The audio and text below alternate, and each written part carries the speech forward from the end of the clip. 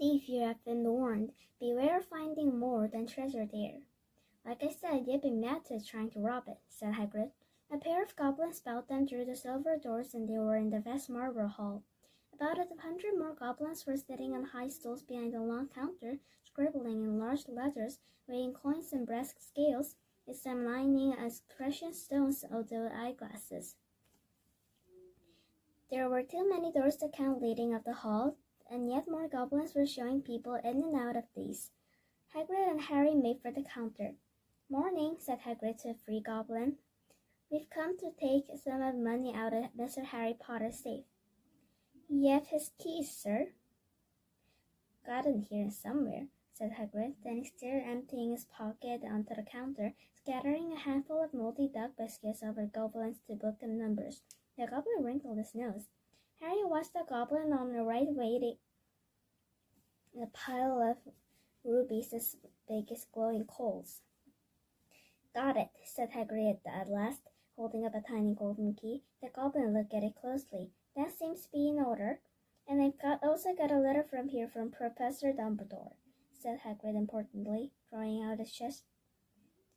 "It's about you-know-what and valued 713. The goblin read the letter carefully. "Very well," he said, handing it back to Hagrid. "I will have someone take you down for a blood draws. Griphook!" Griphook was yet another goblin. When Hagrid had crammed all dog biscuits back inside his pockets, he and Harry followed Griffin toward one of the doors leading to the hall. "What do you know what involved in 713? Harry asked. "Can't tell you that," said Hagrid mysteriously. "Very secret. Hogwarts business. Dumbledore trust me. More my job the word to tell you that." Griphook held the door open for them. Harry, who had expected more than marble, was surprised. They were in a narrow stone passageway lit with flaming torches. It sloped steeply downward, and there were little railway tracks on the floor. Griphook whispered, and a small car came hurtling up the track toward them. They climbed in. Hagrid had some difficulty, and they were off. At first, they just hurried through a maze of twisting passage. Harry tried to remember left, right, left, middle, fork, right, on way, and left, but it was impossible. The rattling car seemed to know its own way because Griphook wasn't steering. Harry's eyes, strung as cold air, rushed past them, but it kept them wide open. Once he thought he saw a burst of fire at the end of the passage and twisted around to see if it was a dragon. But too late. They plugged even deeper, passing an underground lake where huge stalactites and stalagmites grew from the ceiling and floor. "I never knew," Harry called to Hagrid on the noise of the cart. "What's the difference between a stalagmite and a stalactite?" "Stalagmites got an M in it," said Hagrid. "And don't ask me questions now. I think I'm gonna be sick." He did look very green, and when the car stopped at last beside a small door in the passage wall, Hagrid got out and had to lean against the wall to stop his knees from trembling. Griphook unlocked the door. A lot of green smoke came blowing out, and as it cleared, Harry gasped. Inside was mounds of gold coins of silver, heaps of little bones of nuts. "All yours," smiled Hagrid.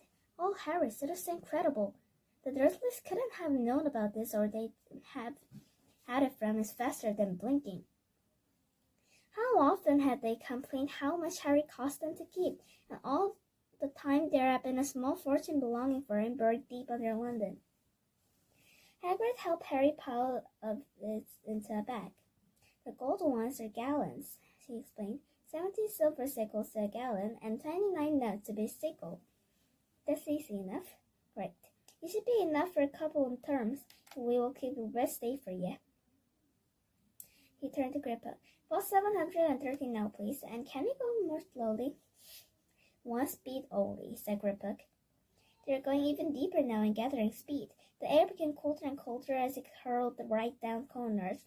They were rattling over an underground ravine, and Harry leaned over aside to try to see what was down at the dark bottom.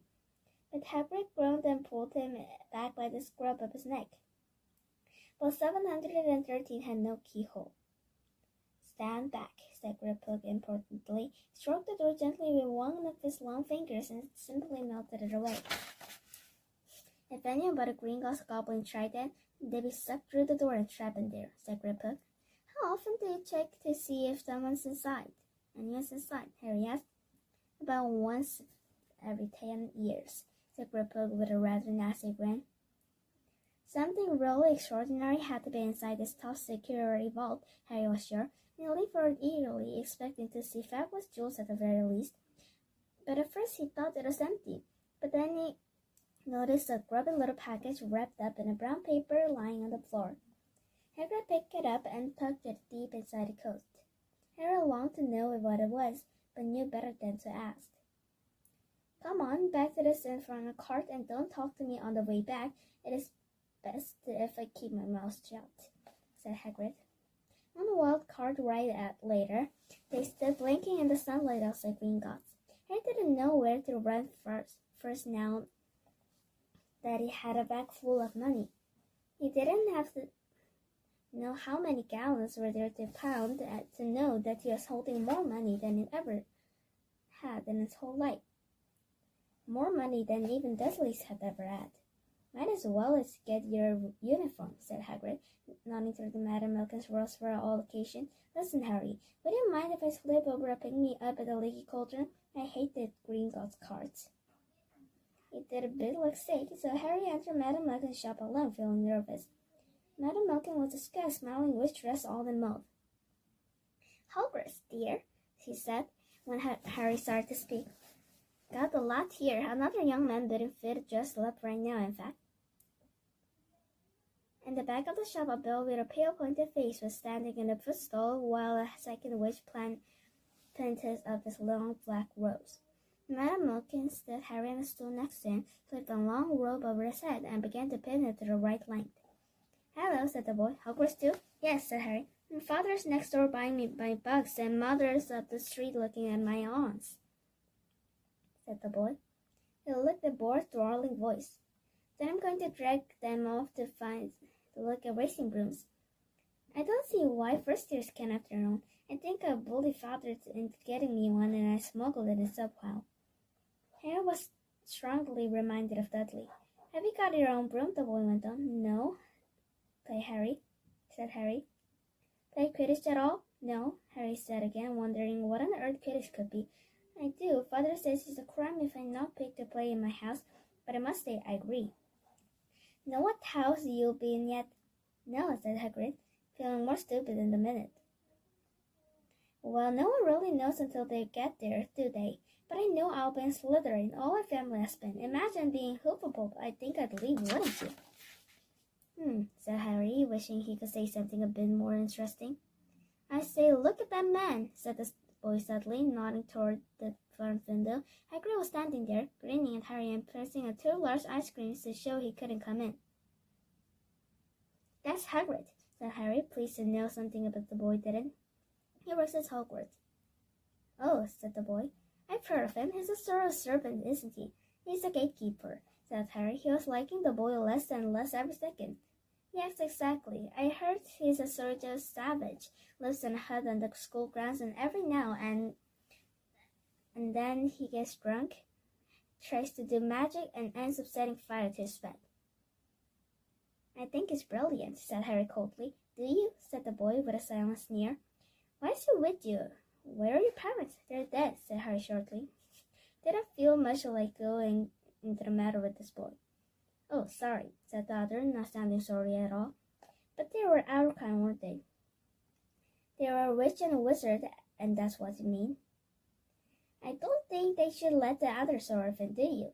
They're not just the same. They've never been brought up to know our ways. Some of them have never even heard of Hogwarts until they get the letter. Imagine! I think they should keep in the old wizarding families, where he is surname anyway." But before Harry could answer, Mother Malkin said, "That's you done, my dear," said Harry. Not sorry for an excuse to stop talking to the boy, hopped down on the footstool.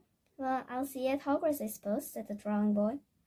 Harry was rather quiet as he ate ice cream Hagrid had bought them, chocolate and raspberry with chopped nuts. What's up? Said Hagrid. Nothing, Harry lied. They stopped to buy parchment and quills. Harry cheered up a bit when he found a bottle of ink that changed color when you wrote. When they had left the shop, he said, Hagrid, what's Quidditch? Blimey, Harry, I keep forgetting how little you know not knowing about Quidditch. Don't make me feel worse, said Harry. He told Hagrid about a pale boy in Madame Watkins. And he said people from Muggle families shouldn't even be allowed. You're not from a Muggle family, if anyone knew who you were. He'd grown up knowing your name, and his parents are wizard folk. He saw what everyone in the League of Cauldron was like when they saw you. Anyway, what does he know about it? The best I ever saw was the only ones with magic in them in a long line of muggles. Look at her mom. Look what she had for a sister. So what is Quidditch? It's a sport, wizard sports. It's like soccer in the Muggle world. Everyone follows Quidditch. Play it up in the air on broomsticks, and there's 4 balls. It's not hard to explain the rules. And what are Slytherin and Hufflepuff? Schoolhouses. There's 4. Everyone says Hufflepuff is a lot of duffers, but I bet I'm in Hufflepuff, said Harry gloomily. Better Hufflepuff than Slytherin, said Hagrid darkly. There's not a single wizard who went bad who wasn't in Slytherin. You know who was one. Well, sorry, you know who was at Hogwarts? Years and years ago, said Hagrid. They bought Harry's school books in a shop called Flourish and Plaza, where the shelves were stacked to the ceiling with books as large as paving stones bound in leather. Books were sized as postage stamps and covered in silk. Books of good particular symbols, and a few books with nothing in them at all. Even Dudley, who had ever read anything, would have been wild to get his hands on some of these. Hagrid almost had to drag Harry from curses and counter curses. Bewitch your friends and before your enemies with the latest revenges, hairless, jollylegs, tongue-tying, and much, much more. By Professor Bickness Bildren. I'm trying to find out how to curse Dudley. I'm not saying that's a good idea, but you're not to use magic at the Muggle world except in very special circumstances, said Hagrid. And anyway, you couldn't work any of the curses just. You'll need a lot more study before you got to that level. Hagrid wouldn't let Harry buy a solid gold cauldron, either.